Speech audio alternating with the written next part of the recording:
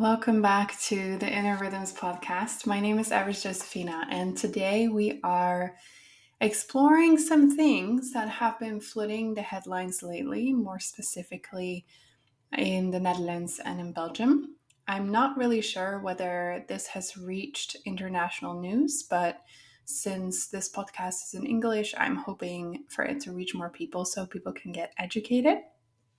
So, something that has been flooding the headlines lately is a quote unquote new birth control pill that is said to be hormone free, only needs to be taken weekly, and has hardly any side effects.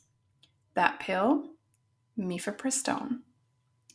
But as someone who is deeply devoted to the body's innate wisdom and the intelligence of the menstrual cycle, I couldn't help but ask, is this really innovation? Or is it just another interruption of a perfectly healthy cycle that was never broken to begin with?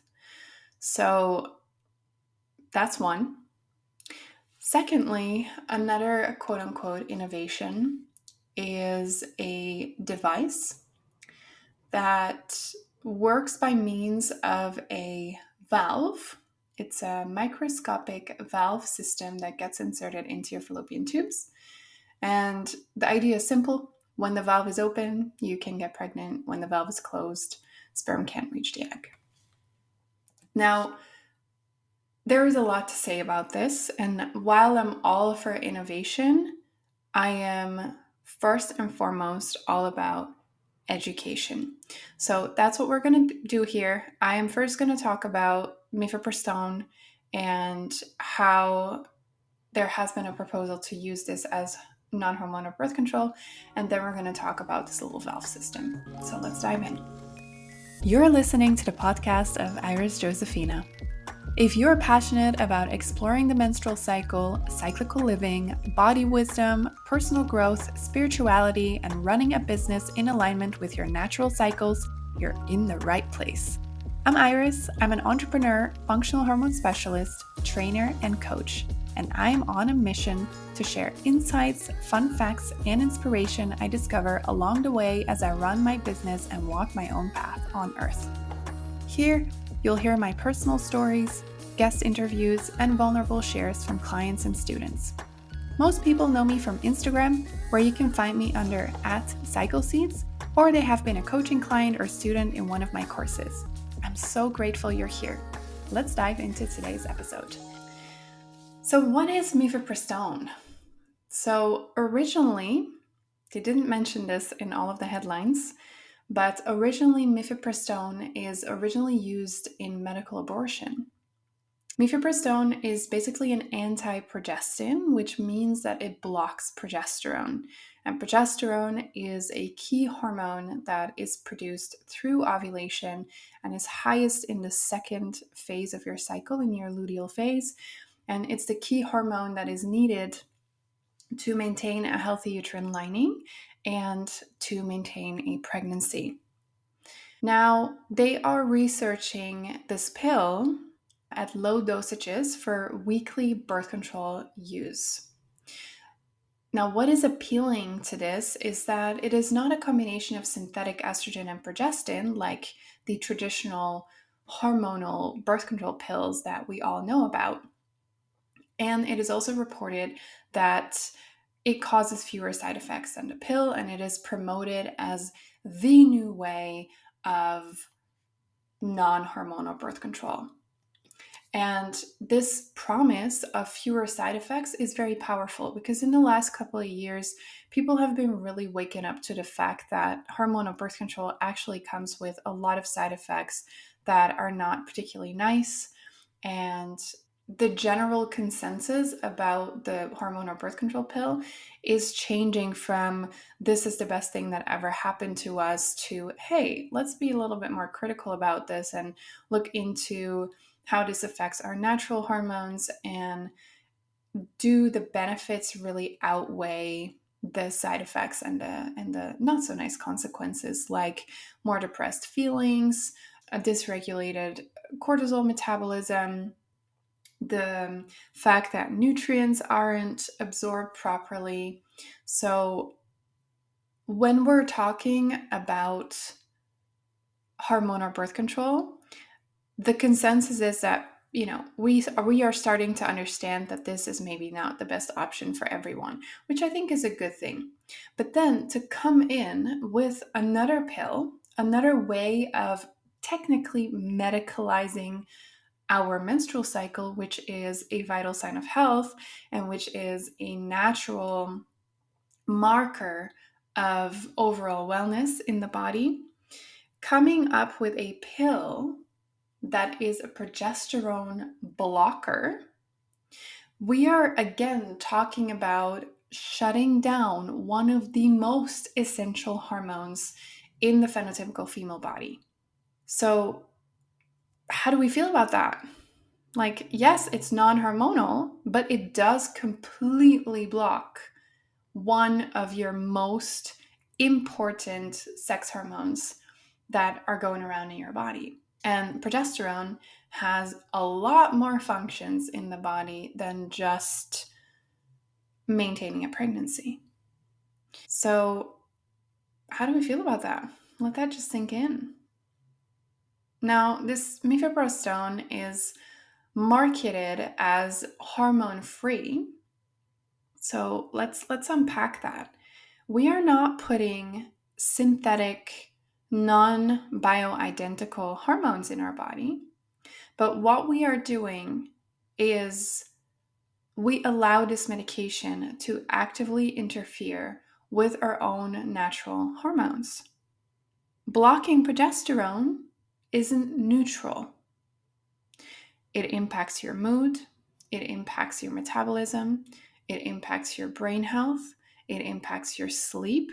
All these bodily functions are heavily impacted by progesterone.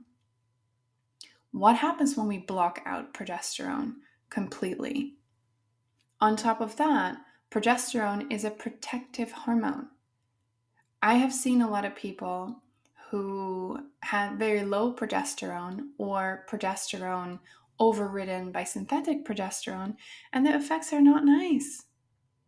People experience more depression, people experience more anxiety, people experience sleeplessness.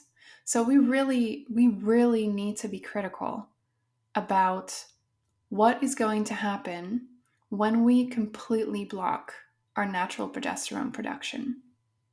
Now, with this, mifepristone thing, the studies are small and have been performed very short term.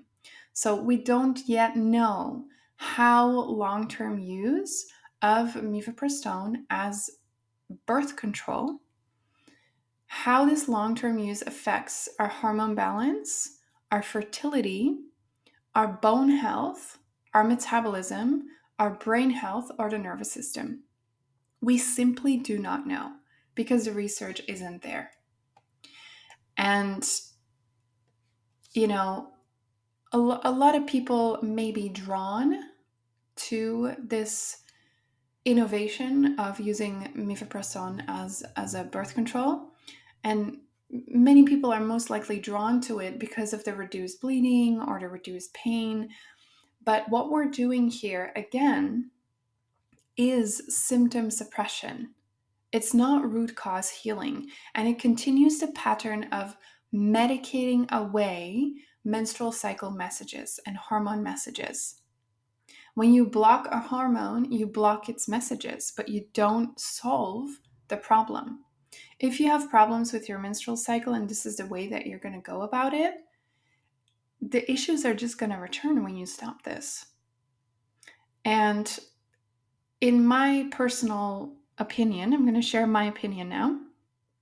This use of mifepristone as birth control, it reinforces disconnection. The narrative is still the same. It is marketed as this innovation. We're not using synthetic hormones. Yay. But the narrative doesn't change. The narrative still is your cycle, your natural hormones are a burden. Quiet it down. Now, from what I have seen in my work, and my work with clients, and specifically in the field of empowerment, true empowerment doesn't come from shutting down your body's hormones. It comes from deeply understanding what happens in the body and then supporting the body to solve whatever we're struggling with. So when did we decide that less bleeding equals more success? That no mood shifts mean balance? We've been conditioned to believe that silencing the body and silence in the body is peace, when often it's just suppression. We're actively suppressing what the body is doing. And I want to go a little bit deeper into this and pause for a bit and let's just ask, why are we always looking for the next pill? Why? Instead of developing tools to work with our cycle without adjusting biology, without shutting down biology, we're investing millions into ways to override it and to shut it down. Progesterone isn't your enemy, nor is your bleed. They're not our enemies. We have gotten into this narrative that we need to externally control our biology because it's too much for the world to deal with. And I really want to stand for all of us understanding our bodies so deeply that we do not feel the urge to overwrite them and to shut them down. Every time we rush to silence a symptom without asking, why is the symptom here in the first place? We miss an invitation to understand our bodies. And yes, a pill might bring temporary relief, but at what cost? We don't know that. We haven't researched this yet. So my suggestion is to keep asking a lot of questions. We are, presented these like innovative new ways to have birth control that are non-hormonal, and it's presented to us on a platter as if it's something amazing, but our bodies are already amazing. There is no need to keep, adjusting everything, blocking everything, silencing everything. And I personally think, and this is again my personal opinion, I think it is much more powerful for people to get to know their menstrual cycles, to get to know their fertile window, to get to know the job of each of their sex hormones, and exploring non-hormonal birth control options that actually support the body and enhance health, instead of silencing very natural messengers that have a purpose. And I really feel that we do not need another quick fix. It might offer new possibilities, but before we label it as freedom, let's get really honest. Are we innovating, or are we making people feel that there's something wrong with them? That their biology is something that needs to be fixed?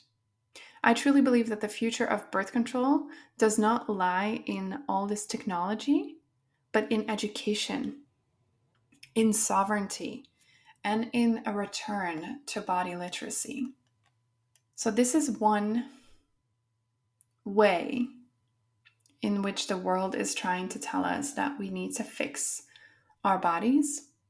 And another way that has been presented is something entirely different. So researchers at the Maxima Medical Center in the Netherlands have developed a prototype for a hormone-free contraceptive device, which is technically a microscopic valve system that gets inserted into your fallopian tubes. The idea is very simple on the surface. When the valve is closed, sperm can't reach the egg, And when you're ready to conceive, you book an appointment and the physician reopens the valves. Sounds like science fiction meets liberation, kind of, right? They claim it's effective, it's painless, it's hormone-free and reversible.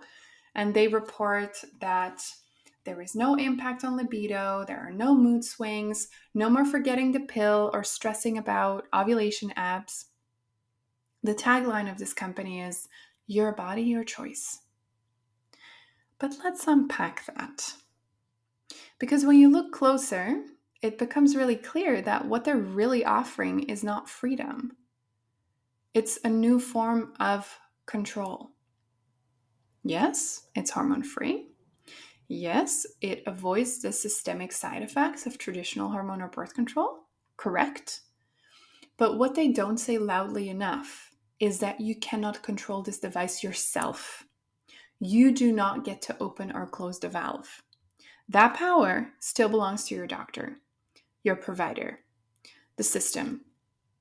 And this isn't, the kind of autonomy we're told it is. It's not truly your body, your choice.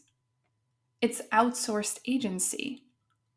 And to me, that's the continuation of a same old pattern. Women's bodies are treated like problems that need to be fixed.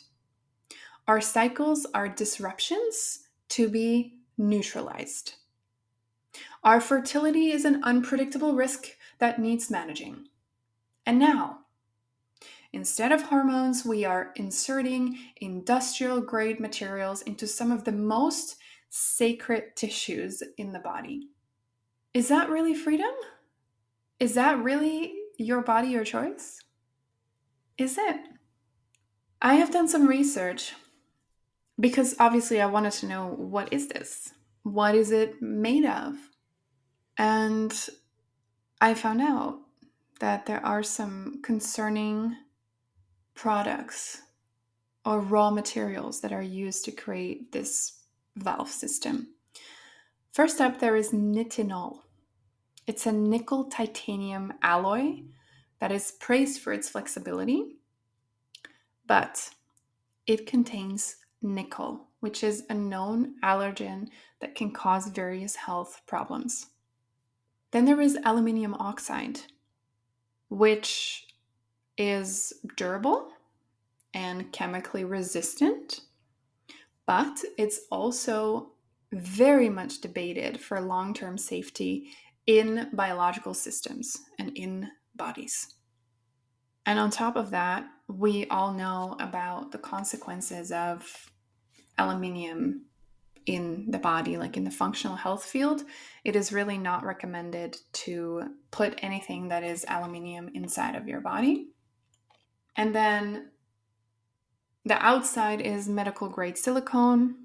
Supposedly it's inert, but it's also in the research associated with inflammation, with immune responses, and chronic complications in some cases. We're talking about stent-like mechanisms that are borrowed from cardiovascular and urological medicine being implanted into the fallopian tubes, as though those tubes are just passive plumbing that can be engineered like a water system. But fallopian tubes are not pipes. Fallopian tubes are also not veins. They are living, pulsing muscular tissue. And they don't just transport eggs. They participate in the orchestration of life. To reduce them to a tube that needs like a gate is to really flatten their function. And we really have to ask, why is the default all the time intervention? Why is the solution always something inserted into the body or taken into the body instead of returning us to our connection with the body? And here's where we have to go even deeper, because this is not just scientific innovation, it's a product. Backed by venture capital, shaped by market forecasts, wrapped in empowerment language while driven by profit motives. The amount of money that is invested in this is insane. Behind the scenes, they're not just testing safety and efficacy. They're analyzing target demographics, calculating adoption rates, preparing their patents and their profit models. This is femtech capitalism, where our physiology is seen as something scalable. And our autonomy is just another selling point.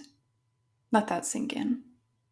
They say, never worry about the pill again. No need for painful IUDs. No impact on libido. Just choose when you open or close your fertility. But let's be honest. Who holds the key to the valve? Not you. It requires a specialist. It requires a clinic.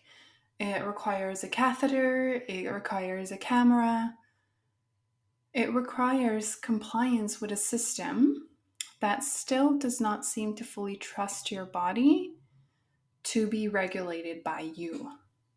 So while this may seem like a leap forward, in many ways, it's just a shinier, more mechanical continuation of a deeper narrative that the female body needs controlling, that fertility is a problem, and that real freedom comes from somewhere outside of your body. And I don't really believe that. I believe the future of contraception does not lie in more devices, more implants, or more outsourced control. I really believe that it lies in reconnecting us with our body. I believe it lies in education, proper, honest, open, real education. I believe it lies in body literacy. And I believe it lies in sovereignty that is not dependent on practitioners' hands or a company's product or a medical system's gatekeeping. We cannot keep settling for innovations that remove us from our own knowing. We can't keep mistaking access to products for true autonomy. Real freedom means having choices that are self-governed.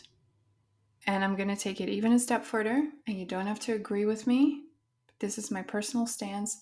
Real liberation means not just being hormone-free, like synthetic hormone-free, but also in some way being system-free, and that you can rely upon it when you choose. And it means trusting our biology, trusting our bodies. And I will always keep supporting people in learning the language of their bodies. And my invitation is just to not be blindsided by marketing and pretty words. Let's stay discerning. Let's keep asking who benefits from this, who profits, and most importantly, who holds the power. Because if it's not you, is it truly your choice?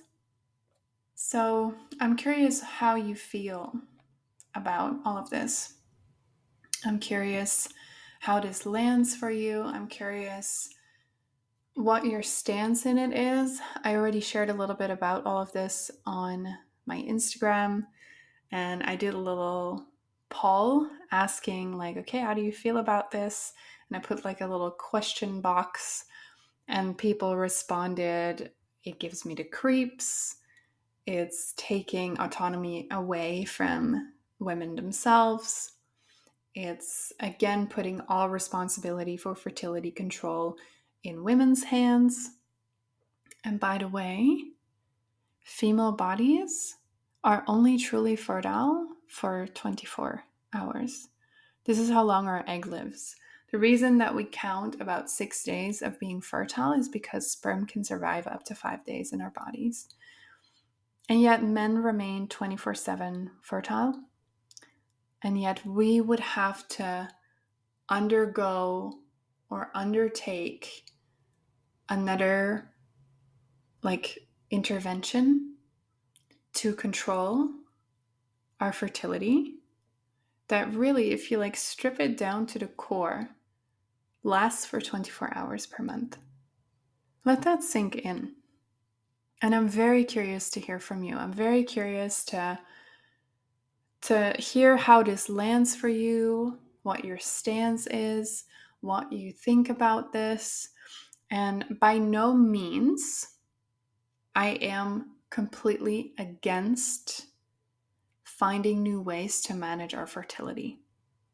But what I am very critical about is that many of these ways are offered as the holy grail. And it happened like twice in 1 week here in the Netherlands. First, it was like the new non-hormone birth control pill, and it was presented on a golden platter as the holy grail of contraception. A week later, this microscopic valve system was offered in the exact same way. And like I said, I'm not completely against this, but I don't think it's really fair to use such a strong marketing strategy and offer this as the holy grail for women who are suffering and women who are struggling. Because let me tell you something else. The holy grail does not exist when it comes to birth control. It's a very personal journey. Everyone has to weigh the pros and cons. Everyone has to make their own decisions about this. It's very personal. It's very bio-individual. And yet again, all of these quote-unquote innovations are presented as the solution to control your body. The solution for the burden that is female fertility. And I simply do not agree with that, because it does not truly empower people. We are medicalizing biologically healthy menstrual cycles. We are medicalizing biologically healthy bodies, while there is nothing wrong with us. Nothing. So keep your mind open. Keep asking questions. And most importantly, trust yourself when you are, weighing out all of the options for birth control. Choose something that truly, truly feels good for you. And maybe it is one of these two options. That's possible. But make sure that you are educated. Make sure that you know how it works. Make sure that you know what you can expect. Make sure that you have people that you trust that you can talk to outside of the medical system and inside of the medical system. And make sure that the people that you're going to talk to are honest to you, who do not have a hidden agenda of trying to sell you something. Because in the end, the medical system is also just a marketing system. Let's not forget that. It's a business. And we need to remember that. So my humble recommendation is to stay close to yourself and keep asking the questions. Be discerning. And make sure that whatever option you choose truly feels in alignment with what you believe, what you value, and what you need for your body, for your fertility, and for your sense of sovereignty. And as always, feel free to reach out to me if you need extra education, if you need extra support. I'm here for you. And let's make sure that your choices of contraception are heard, are seen, and respected. And if you are one of these people who are like, nah, that I'm going to put something like that in my body, all good as well. And if you are someone who is like, I would love to know my own body, I would love to learn about my menstrual cycle, and I would actually love to become more aware about my fertility, about my menstrual cycle, I have something for you.